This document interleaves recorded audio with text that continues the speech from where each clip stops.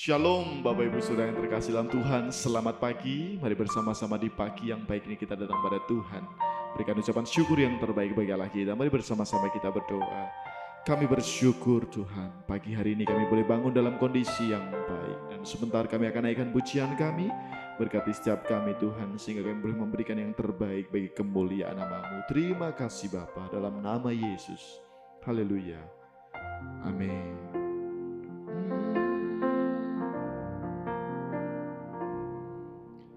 Telah ku dapati kasih yang sejati, yang mampu mengubahkan hatiku.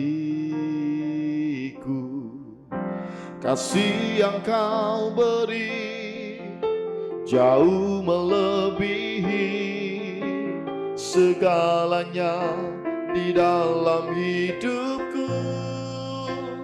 Ku berikan semua yang berharga, semua yang mulia, semua yang terbaik dari hidupku. Hanyalah bagimu, hanyalah untukmu, hanyalah bagi kemuliaan-Mu.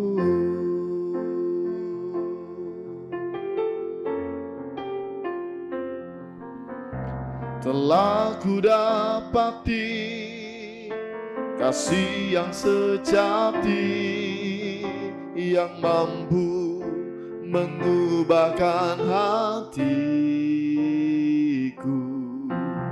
Kasih yang Kau beri jauh melebihi segalanya di dalam hidupku.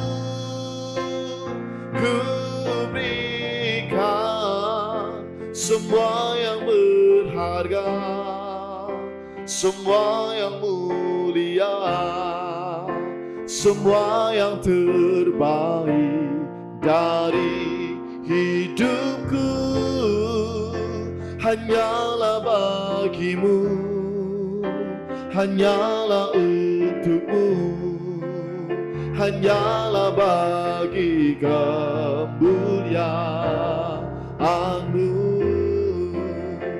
Ku berikan semua yang berharga, semua yang mulia, semua yang terbaik dari hidupku. Hanyalah bagimu, hanyalah untukmu, hanyalah bagi kemuliaan-Mu, hanyalah bagi kemuliaan-Mu, hanyalah bagi kemuliaan-Mu. Kami bersyukur, terima kasih Tuhan. Haleluya, haleluya. Oh, semua bagi kemuliaan-Mu. Haleluya.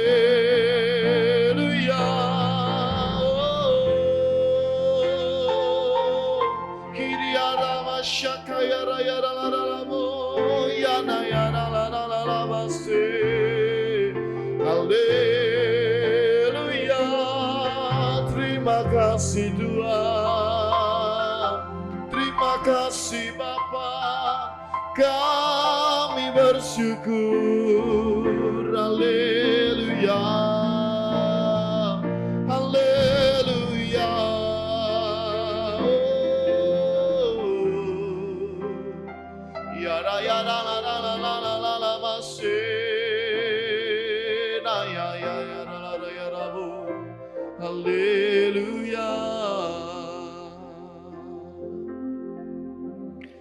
bersyukur ya Tuhan.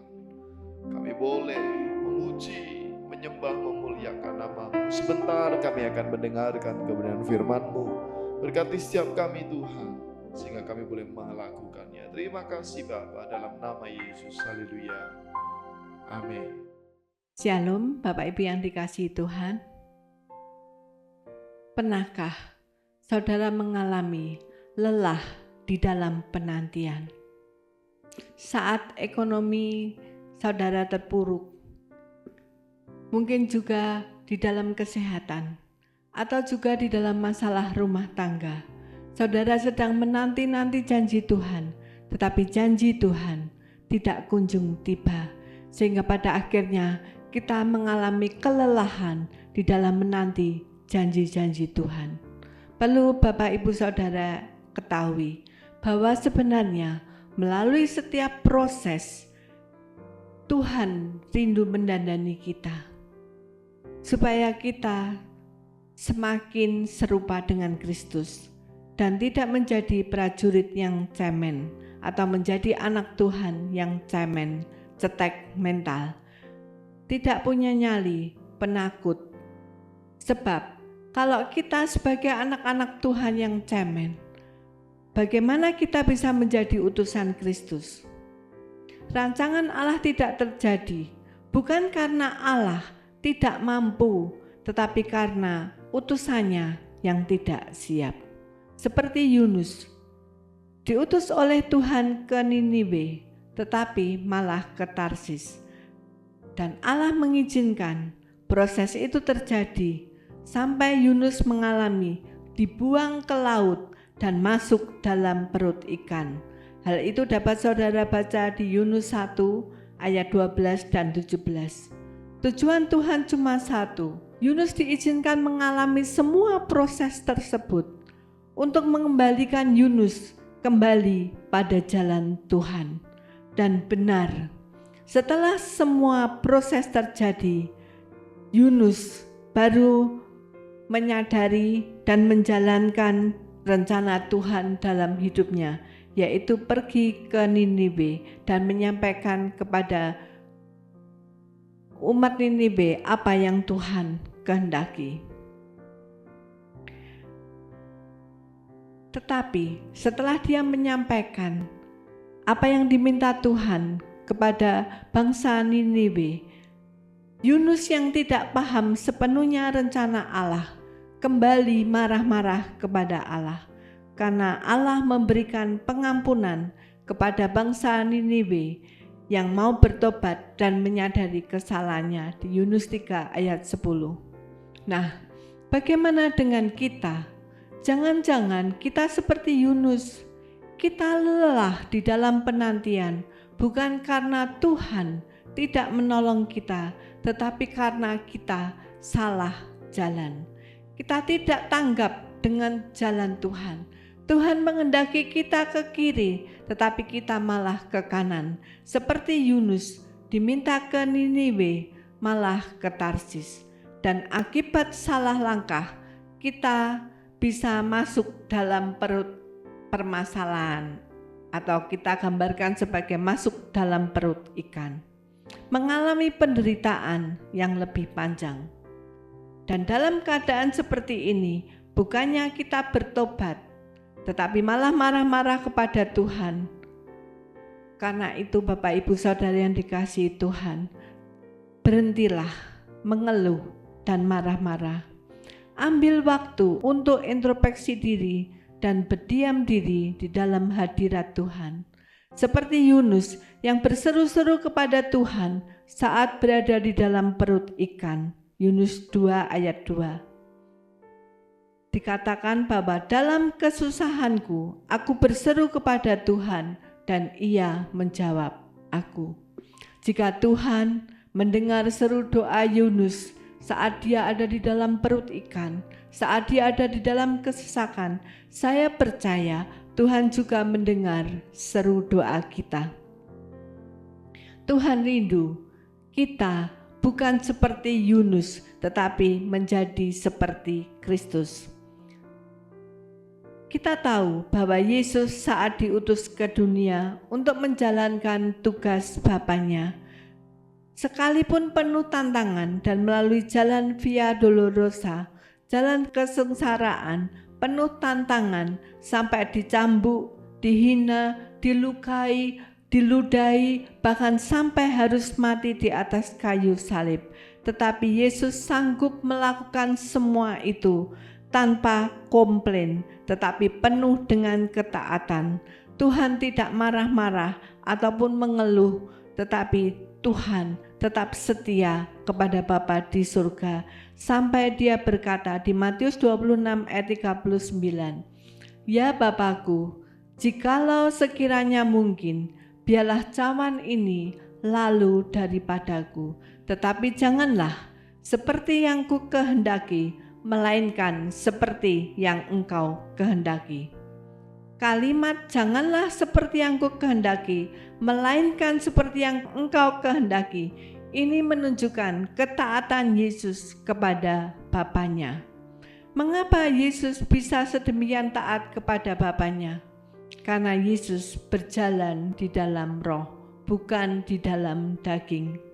Bagaimana dengan kita? Apakah dalam kehidupan kita, terlebih pada saat kita menghadapi tantangan, kita juga berjalan di dalam roh atau masih di dalam daging? Yoel 3 ayat 10 berkata, "Tempalah mata bajakmu menjadi pedang dan pisau-pisau pemangkasmu menjadi tombak. Baiklah orang yang tidak berdaya berkata, aku ini pahlawan." Ayat ini menunjukkan bahwa Tuhan rindu setiap anak-anaknya tidak mengandalkan kekuatannya sendiri.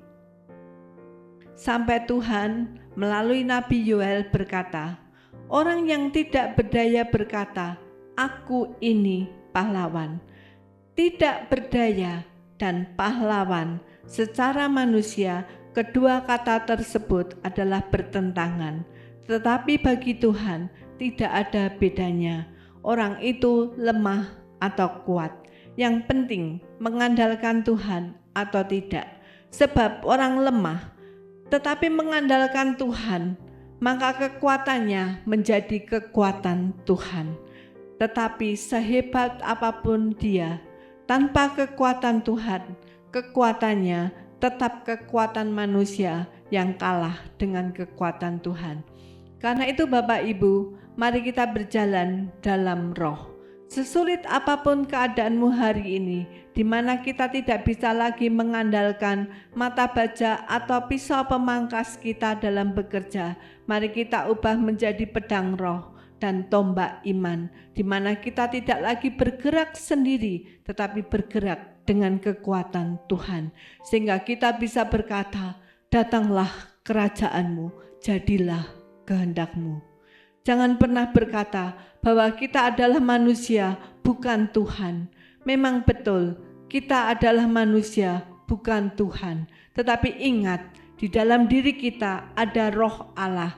Dan Rasul Paulus pun bisa melakukannya. Sehingga di Galatia 2 ayat 20 dia berkata, namun aku hidup, tetapi bukan lagi aku sendiri yang hidup, melainkan Kristus yang hidup di dalam aku.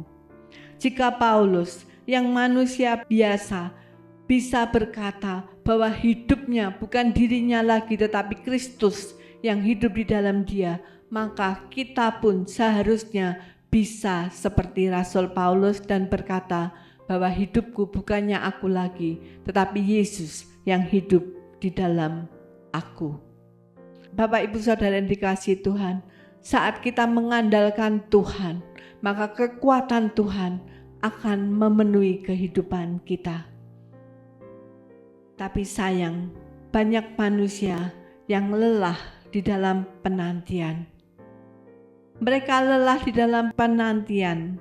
Jangan-jangan mereka salah langkah, tidak menempuh jalan Tuhan, tidak mengikuti kehendak Tuhan. Oleh karena itu Bapak Ibu Saudara yang dikasihi Tuhan, jangan pernah menjadi anak Tuhan yang cemen, sebab Tuhan tidak pernah meninggalkan kita. Bersama Tuhan kita akan menjadi pahlawan sebab kekuatan Tuhan ada di dalam kehidupan kita. Mari pagi hari ini kita bersama-sama merenungkan kebenaran firman Tuhan.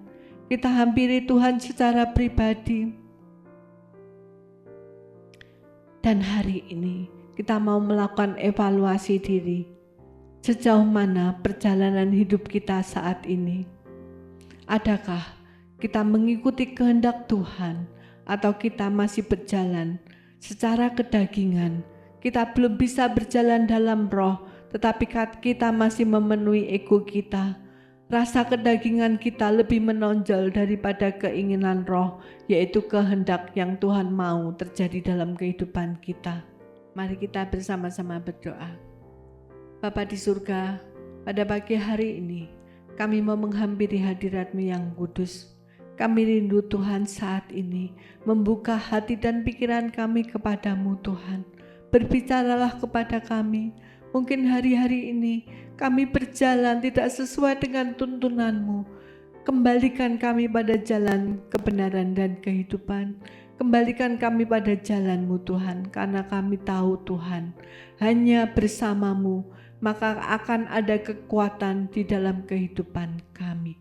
Bersama-Mu Tuhan, kami bisa berkata bahwa aku ini pahlawan, bukan manusia yang lemah, penuh dengan kedagingan, tapi kami boleh menjadi manusia roh karena Engkau ada bersama dengan kami. Kami serahkan setiap anak-anak-Mu yang pada pagi hari ini mengalami kelelahan di dalam penantian, tetapi kami percaya Bapa, Engkau akan memeluk mereka, Engkau akan melawat mereka pribadi lepas pribadi, sehingga kelemahan mereka Engkau gantikan menjadi kekuatan, dan bersama-Mu Tuhan, mereka boleh melakukan terobosan di dalam iman. Bersama-Mu Tuhan, Engkau dandani mereka sehingga mereka bisa menjadi seperti Kristus, bukan sebagai anak-anak-Mu yang cemen, tetapi anak-anak-Mu yang kuat di dalam Tuhan. Terima kasih Bapa, di dalam nama Tuhan Yesus kami berdoa dan mengucap syukur. Haleluya. Amin.